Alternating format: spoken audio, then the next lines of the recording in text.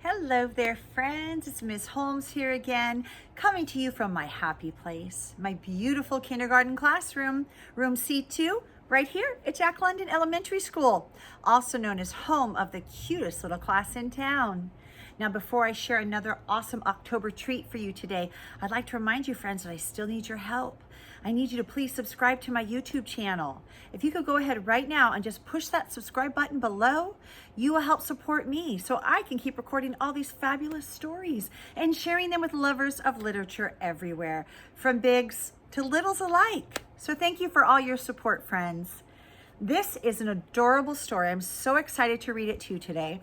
Actually, I heard it for the first time today when I took my students to our Jack London library. And our librarian, Miss Katie, read this book to my class. And it was so cute. I was giggling out loud. And I said, "Oh, Miss Katie, can I borrow that book? I want to record that and put that up on Storytime with Miss Holmes." So this is a recommendation of our Jack London librarian, Miss Katie. So I'd like to dedicate this to you, Miss Katie. Now, before we begin any new book, we know the rules. We always turn it around. We look on the back and we see, is there a sneak peek here from the author? And there sure is. It says, "Is there room for one more?" This book is titled Room on the Broom. It's written by Julia Donaldson and Axel Scheffler. So now I kind of get what it means on the sneak peek. Is there room for one more on the broom? See? You see some friends here tagging along. The witch and her cat are happily flying through the sky on a broomstick when the wind picks up and blows away the witch's hat, and then her bow, and then her wand. Luckily, 3 helpful animals find the missing items, and all they want in return is a ride on the broom. But is there room on the broom for so many friends? And when disaster strikes, will they be able to save the witch from a hungry dragon? We're going to have to read this together to find out, friends. I'm excited to share it with you. So let's read Room on the Broom by Julia Donaldson and Axel Scheffler. And recommended by our Jack London librarian, Miss Katie. This is for you, Miss Katie. Room on the Broom. Oh, and I see the items that our sneak peek described we're going to blow away. The witch's hat, her bow, her wand, and you can see her broomstick right there.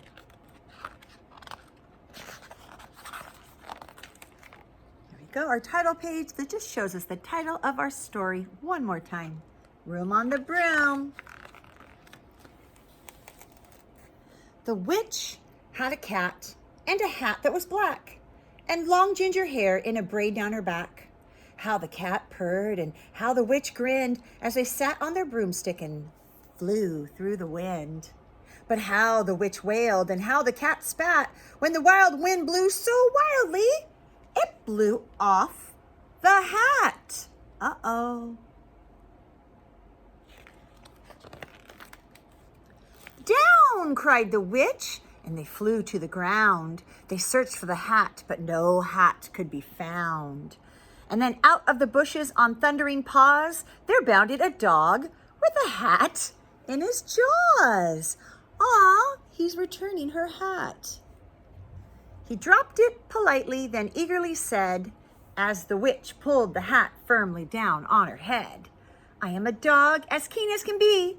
Is there room on that broom for a dog like me?"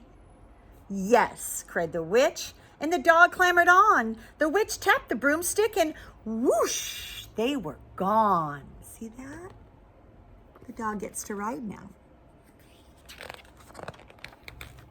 Over the fields and the forest they flew. The dog wagged his tail and the stormy wind blew. The witch laughed out loud and held onto her hat, but away blew the bow from her braid. Just like that.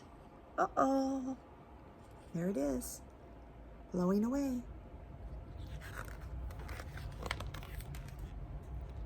"Down!" cried the witch, and they flew to the ground. They searched for the bow, but no bow could be found. And then out from a tree with an ear-splitting shriek, there flopped a green bird with the bow in her beak. She dropped it politely and bent her head low, and then said, as the witch tied her braid in the bow, "I am a bird as green as can be. Is there room on the broom for a bird like me?" "Yes," cried the witch. So the bird fluttered on. The witch tapped the broomstick and whoosh, they were gone with new passengers, right? So now we have the witch and her cat and her new dog friend and the bird.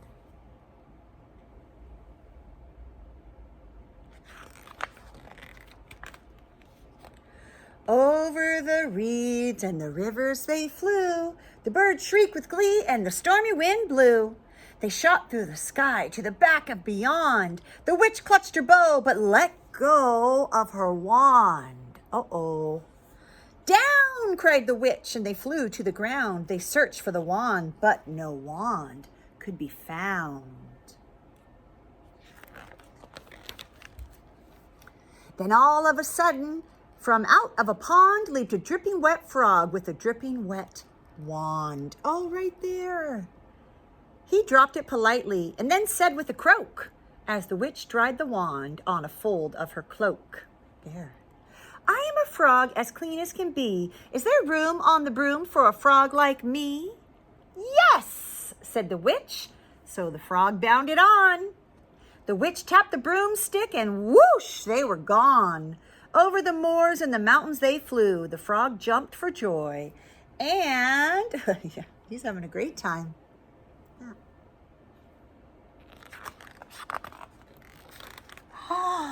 The broom snapped in two. Uh-oh.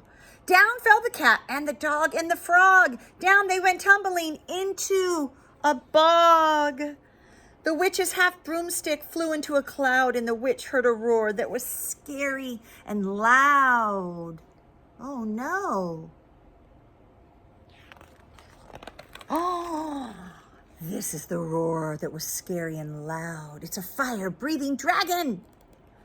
I am a dragon as mean as can be, and witch with French fries tastes delicious to me. No, cried the witch, flying higher and higher. The dragon flew after her, breathing out fire. Help, cried the witch, flying down to the ground. She looked all around, but no help could be found. The dragon drew near with a glint in his eye and said, just this once, I'll have witch without fries. Oh, no. She's on his menu.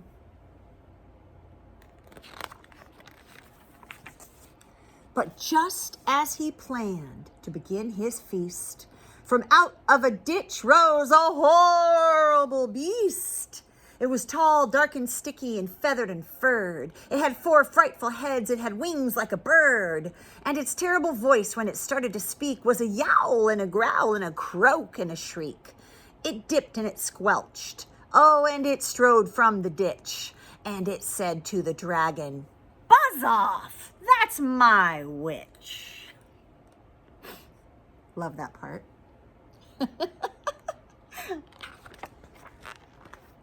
The dragon drew back and he started to shake.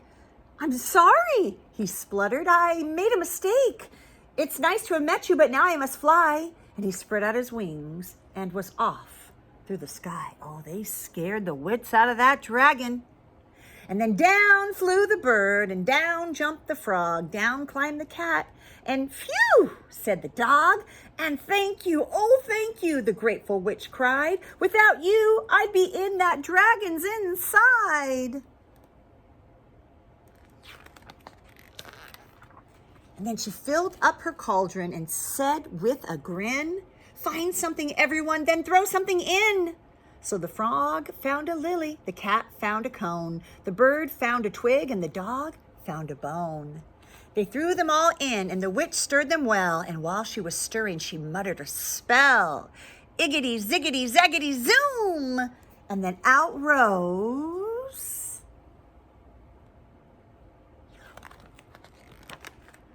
a truly magnificent broom, with seats for the witch and the cat and the dog, a nest for the bird and a pool for the frog. Yes, cried the witch, and they all clambered on.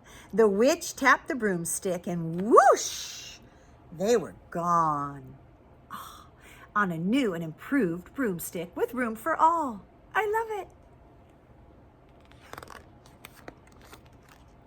And there we see again the hat and the bow and the wand that blew off of the broomstick at the beginning of the story. But with a little teamwork, she got them all back. What an adorable book. I love that. Thank you, Katie, our librarian here at Jack London. Thank you, Miss Katie. We loved sharing your book here on Storytime with Miss Holmes. Now stay tuned, my friends. I have more October books to read to you. I'll be back soon.